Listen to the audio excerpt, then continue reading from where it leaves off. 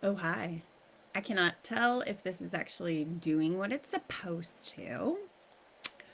But we're gonna go for it anyway. Okay. Hello, if you're out there. Uh, I don't usually do a live video, so we'll see how this goes. Um, I really miss art with kiddos, to be honest. I know a lot of people are saying, oh, the winter break, and I don't have to be around anybody. I love what I do. So I really have been just looking forward to an opportunity to sort of quasi like draw with kids. So, um, as you can tell on the screen, I'm going to see if I don't know what this means. I have a little note that says my key frame rate's too low. I don't know if that's going to affect what we're doing. Either way, if you look over here or here, so I'm trying to screen share and also do this. This is so technologically complicated. My husband has been drawing for a really long time. So I am much more of a three-dimensional artist most of the time. Well, and I say artist loosely. I don't even know if I would qualify myself as a true artist. Educator, perhaps. I don't know. But truth be told, he is really good at drawing.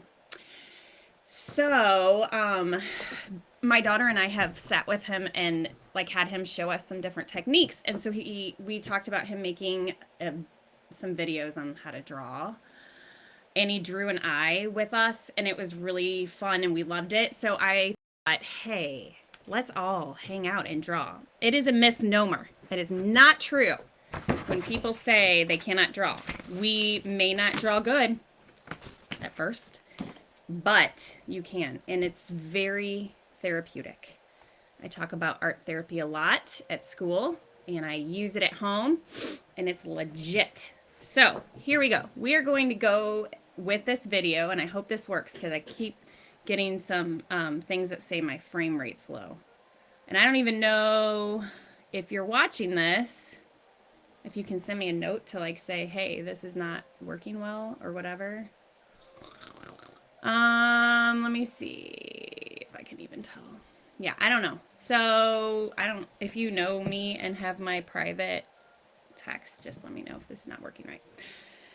Or something, let me know. All right, so we're gonna go through this video. It's on YouTube. I'm gonna link it as well on my page for you to go back and use this also if you would like to draw later the same thing. I'm going to be drawing along. I've done this video lots of times. I kind of have a crush on the guy that did this video, so I just like to see his sweet face on the Facebooks. No, on the YouTube videos. But I've done it. It's really easy. So we're going to just start the video. I don't even know if you can hear this. Turn it up. How I went from this to this. Magical.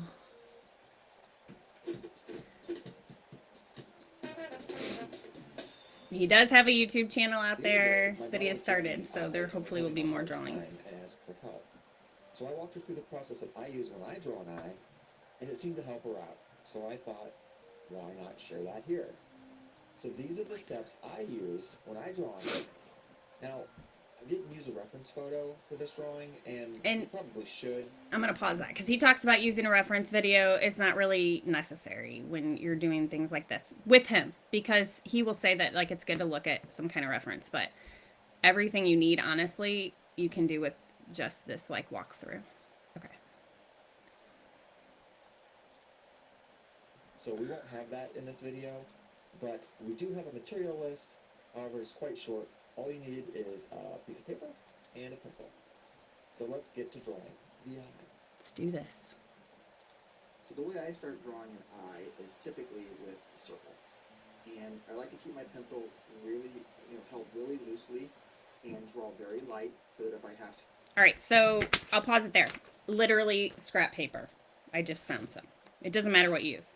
I've also done this tutorial with a pen, which I could probably do both ways and show you how it still works out. Like you really don't need, you don't have to use pencil because you really don't even have to erase. It's really weird, but I'll show you too. All right, so I am also going to be doing this. I may stop periodically just to kind of show you what is happening from my end because there's so much technology. I honestly couldn't figure out how to show you what I'm drawing, while I'm talking, while we're watching the video. It's so complicated.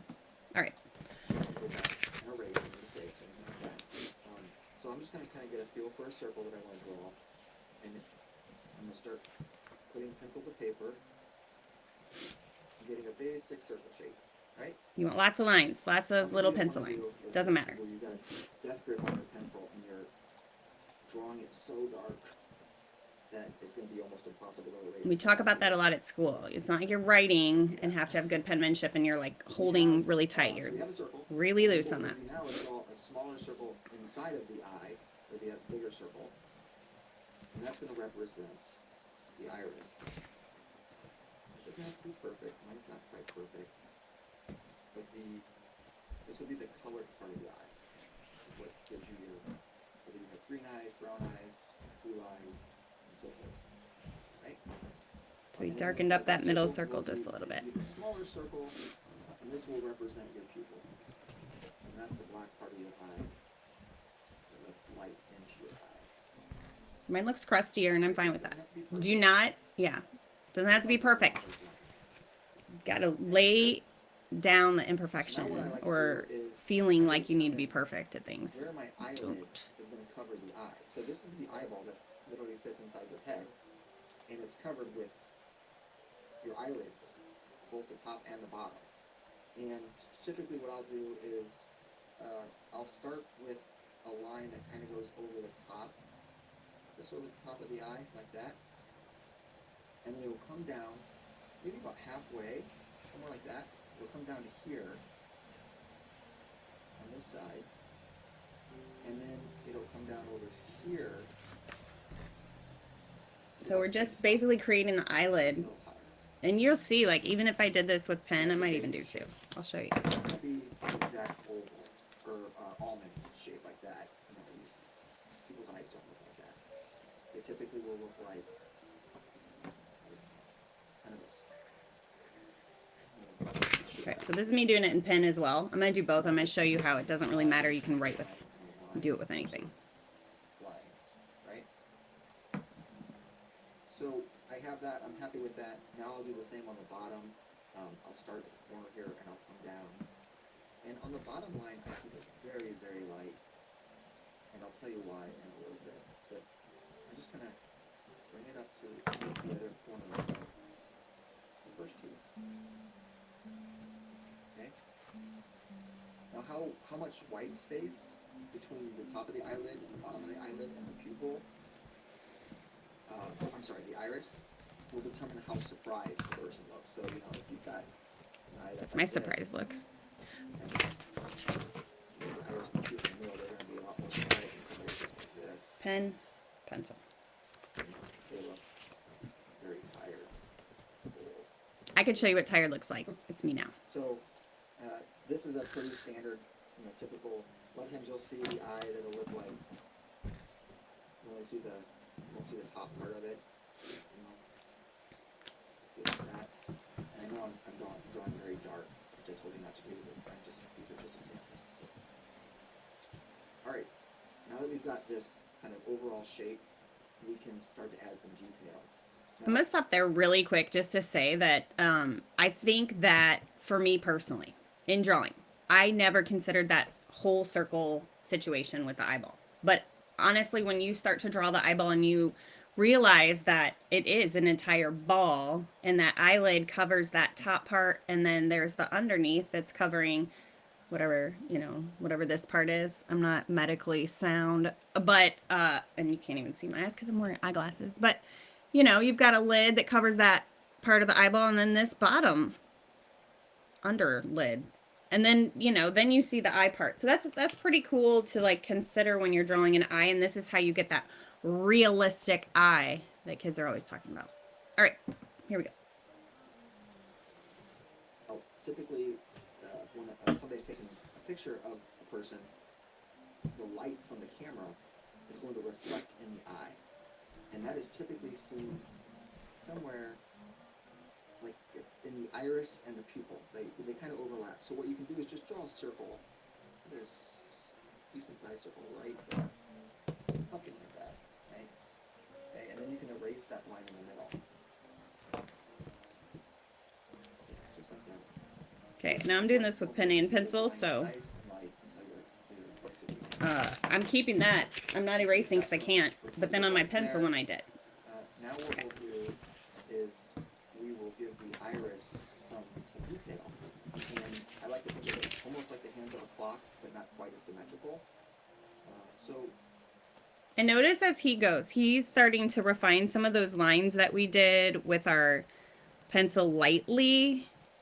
He's going back in. So like I just did, like now you'll see my eye lines are becoming more defined. I think he does that naturally because he's been drawing for a really long time. So those of us that need to really like consider it and think through how we're doing our eye really need to think about going back, defining some of those lines. Okay, so you're noticing like I'm still keeping my rounded circle part on there. And that's going to be essential in some of this. But I'm going to go back through and just kind of fix those lines. And guys, this year is almost over. Who has resolved some things or has plans to?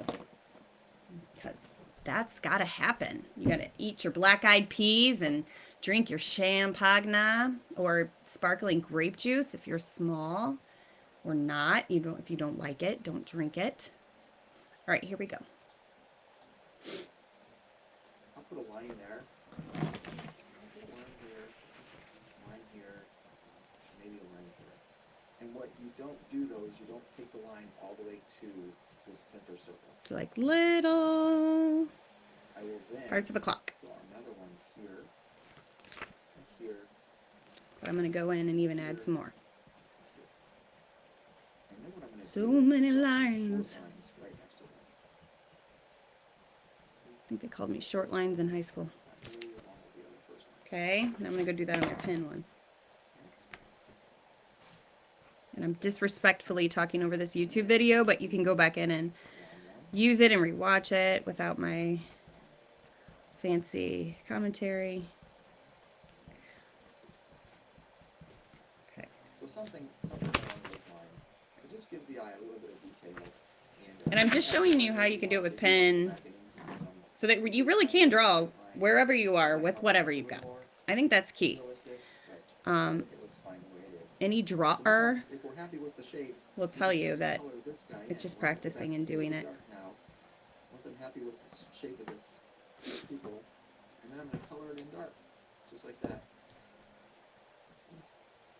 Pause it right there for just a second. I'm going to color in mine so we're all doing this together. And drawing tutorials are really great. There's also this understanding that you have to be able to like draw everything from your brain. And I think that's where Joe was talking through like having a reference, because it's okay. Most people have references, whether you are drawing someone in particular, that's a reference. You're looking at someone, you're not just designing people out of your brain or things, or, you know, a lot of times we need to look at something. So there's my pencil one happening. Here's my pen one happening. But we look at things to draw. That's how life works. Okay, got it. Here we go. We're very careful to leave this part white because that's the light reflecting. And then once we are happy with the outer shape, we can start to darken that up a bit. You know, you can do it in a couple passes. Here's where we're going in and again refining those lines and details. Sweet people. On the first try. Once you get shape of it, go back over. Each time you go back over, you can have a little more. And that's really where all of the design pieces come from. Once you've got your structure and your basic layout of what you're drawing. So we've got those darkened up. I'm going to darken up this line for the eyelid. Same kind of principle here applies. Just a couple of and pen. I think I'm going to write that on there. So this is pen. now It's actually art the pen. bottom line. It's going to be very light. And And the pencil. reason we do that is it kind of starts out to be dark because there's some Okay. definition there, but Pencil. it kind of fades in the middle. And the reason it does is because the light is hitting your eyelid on the bottom, so it kind of almost blends in with the rest of the eye. So to show that in your drawing, you kind of just leave the bottom almost. Yeah, I really use that lid, that top circle for my lid on there. Now, the eyelid So it's a will cast great bit of a thing to shadow. follow. Yeah. So what you can do if you'd like, I don't know if that's right or I'm supposed to be doing very that, light line but follows the I don't curve worry about perfectionism when I do of the things. eyelid, and as you go over the Might iris, not be a good thing. But if you worry about being perfect at anything, you're not going to just take chances and try stuff. lightly, very lightly, just And that's the that key, line, friends. and barely putting any pressure on the pencil. Don't be scared to try. And it have a shadow. And what I'll do is I'll typically make this shadow go a little bit further down on the eye. I hope you're drawing along. Some of you might just be watching, but I really hope that at some point So far, so pick good. up the paper and the pen. So next thing I'll do Pencil. is typically add eyelashes. So I'm going to turn my paper, and the eyelashes kind of follow the direction of the eyelid. So what I'm going to do is kind of just come over here, almost like wind is blowing my pencil. Okay, so we're working on that. I'm gonna try with my pen. So I'm going to just lash out the eyelashes. I just poke myself in the eye with my lash. So see, imperfection. I have an eyelash digging into my eyeball. Eyelashes, so if you're You don't want that in real life, male, but this is girl, wrong. then you're going to have a lot of eyelashes like this. If you're going a male, you might have fewer. But that's the general idea. Also, like and And you don't have to subscribe draw to every- you don't have to Joe draw and every Tell eyelash. because there's more to come. We're gonna do some videos together It's weird. in terms of he draws and I watch So then I'm them. gonna do the same thing on the But he's bottom, gonna do but an I'll anime one fewer, coming up. Maybe just one or two lines that curl away from the eye. Because Like he's that. smart. Thicken them up. Just whatever you think is nice. Okay. Oh, And now the crease I hear on the top of someone. the eye, where the eyelid is the rest of the head, again, follows the curve of the eyeball. And the reason I wanted to do this with you and not just post it is to show you that everyone's look different. You're going to hear that in Joe's videos, and you're going to hear it from me, that even these two drawings I did, right, look different. But if you put them together, you almost have a face. Once you're happy with this, you can go back and erase the original wall that you created. And again, I'm talking over the video, which I don't love, respectfully, but you get to go back and watch it 5,000 times and like and subscribe and tell all your friends and then share it with the entire world. So looking at this, I think my eyelashes are not quite dark enough, so I'm going to kind of darken them up. All right. Going over them again. I'm going to pause that there. So I just want to encourage you to keep drawing and practicing. I look back at some of the things that I've been drawing, and it's significantly different now than it was even 5 years ago because I'm doing it all the time now. And that's key, is to just keep doing it. And you're going to find, so my daughter has been drawing a comic strip for, I don't know, 2 years now, maybe. She's been doing the same comic. And we were looking back on the very first one she did. Looks so much different than the one she's doing now. And it's incredible how you can grow in your skill and even your desire for it and how much you like to do it. So, with anything else, you just have to keep going at it. Little plug for the book Atomic Habits is awesome. So if you're looking for a read for 2023 that will help you get motivated and make better habits, as we are all moving toward resolutions and things that we want to be doing in the new year, that is a good read because it's good for people that are very structured, which is my husband, not me. I am the loosey-goosey, get bored easy lady. So it's a good balance for those that are really structured. It still gives you things to think about and improve. And then those of us that really need to get our act together, it is very helpful with some great tips on how to make habits easier. I think we overthink habits, so it's a good way to improve creating habits. Yeah. So, drawing. I really like that when you put those together, it almost creates face. Keep going on that. I'll show you a couple other things I've been doing too. Those of you that are sticking around. I don't even know if this video is working, so maybe you can watch it later if I can figure out if it worked or not. I don't know. I might just be talking to myself right now, and that's exciting. So I've really been enjoying watercolor, and then adding art pen over it. So that's happening. I'm gonna